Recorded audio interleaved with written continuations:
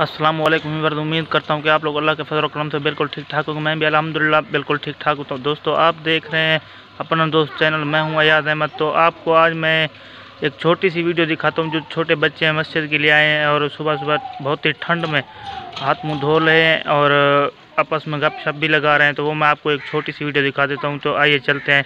Video start करने से पहले मेरे चैनल को आप दोस्त सब्सक्राइब कर दें और जिस दोस्त ने सब्सक्राइब किया और लाइक कर दें। शुक्रिया।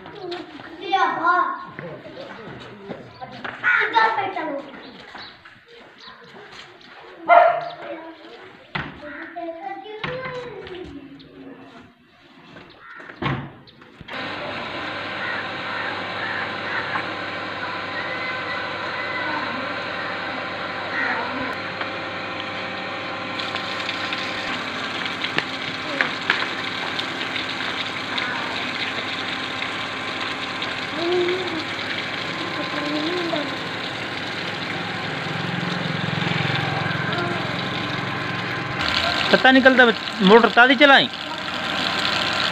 मोटर चलाई।